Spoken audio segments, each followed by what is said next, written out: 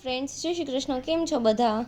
તો આજે આપણે જે 12 મહિનાના અથાણા બનાવીએ ને તેનો મસાલો બનાવીશું. તો આ મસાલામાંથી આપણે કેરીનું અથાણું, ગુંદાનું અથાણું બનાવી શકીએ છીએ. તો અથાણાનો બોળો બનાવવા માટે આપણે આટલા ઇન્ગ્રીડિયન્ટ્સ જોઈશે.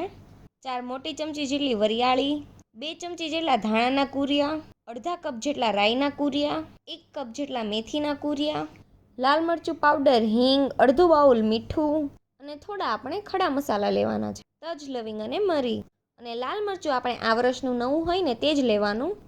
અને તમારું મરચું થોડું વધારે તીખું હોય તો થોડું કશ્મીરી લાલ મરચું પણ ઉમેરી શકો છો.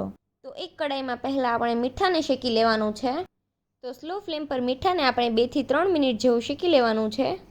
તો આ રીતે મીઠું શેકવાથી જે મસાલો બનાવીએ ને તે ખરાબ થતો નથી અને 12 મહિના અથાણું સારું રહે. તો હવે આપણે મીઠાને બીજી ડીશમાં લઈને તેને ઠંડુ થવા રહેવા દેશું. તો કડાઈમાં આપણે 2 પાવડા જેટલું તેલ ગરમ કરવા મૂકીશું.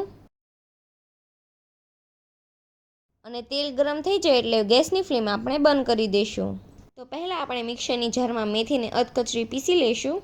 તો મિક્સરને આપણે ચાલુ બંધ કરીને મેથીને ક્રશ કરવાની છે. એક ધારું મિક્સર ચલાવવાનું નથી. અને આ રીતનું દરદરું પીસાઈ જાય ને એટલે પછી તેને એક બાઉલમાં લઈ લેશું. અને તે જ રીતે આપણે રાઈ અને ધાણા બંનેના કૂરિયા પીસી લઈશું.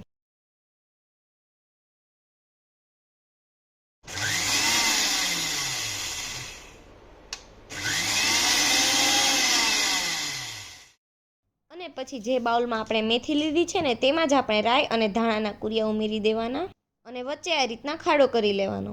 અને પછી વરિયાળીને પણ આપણે અધકચરી ક્રશ કરી લેવાની છે. અને પછી વરિયાળીને પણ તેમાં ઉમેરી દેવાની છે. અને પછી તજ, લવિંગ, મરીને પણ આપણે ક્રશ કરી લેવાના છે. અને પછી બધી જ વસ્તુ આ રીતે ક્રશ કરીને બાઉલમાં ગોઠવી લેવાની છે. અને પોણી ચમચી જેટલી આપણે હિંગ નાખવાની. અને જે તેલ આપણે ગરમ કર્યું છે ને તે તેલ ઉમેરી દેવાનું છે. અને હવે તેને આપણે ચમચાથી સારી રીતે મિક્સ કરી લેવાનું.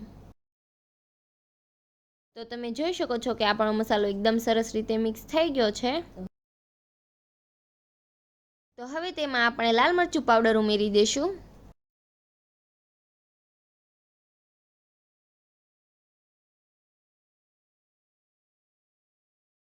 અને મીઠું ઠંડુ થઈ ગયું છે એટલે મીઠું પણ ઉમેરી દઈશું.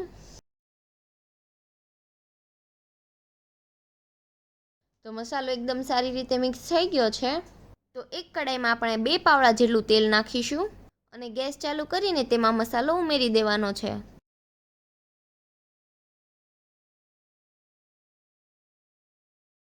અને હવે આપણે મસાલાને શેકી લેવાનો છે એકદમ સ્લો ફ્લેમ પર. તો મસાલાને આપણે 3 થી 4 મિનિટ જેવું જ શેકવાનું છે.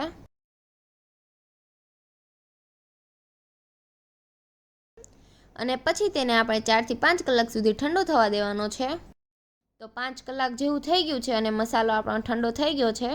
અને જો તમારે કેરીનું અથાણું બનાવવું હોય તો કેરીના ખોખા સુકાઈ જાય ને પછી મસાલા સાથે ભેળવી દેવાના. અને તેલ તરત જ નહીં નાખવાનું, 2 કલાક પછી નાખવાનું. અને તેલ પણ ગરમ કરી અને ઠંડુ પાડીને પછી ઉમેરવું. અને એ સેમ રીતે જ તમે ગુંદાનું અથાણું પણ બનાવી શકો છો. અને હવે આપણે આ મસાલાને કાચની બરણીમાં ભરી લેશું. અને તાજું અથાણું બનાવવું હોય તો 2 મહિના સુધી આ મસાલો બહાર એમનેમ સારો રહે છે. અને અથાણું થઈ જાય પછી મસાલો વધે તો તેને ફ્રીજમાં સ્ટોર કરવો. અને આ મસાલો 2 મહિના સુધી જ બહાર સારો રહેશે. અને પછી તેને ફ્રીજમાં સ્ટોર કરવો. તો આ આપણો મેથીનો મસાલો તૈયાર થઈ ગયો છે. તો આ આપણો ગુંદા અને કેરીના અથાણાનો મસાલો તૈયાર થઈ ગયો છે. અને જો તમને અમારો આ વિડીયો ગમે તો વિડીયોને લાઇક કરજો, શેર કરજો અને અમારી ચેનલને સબસ્ક્રાઈબ કરી દેજો. Thanks for watching.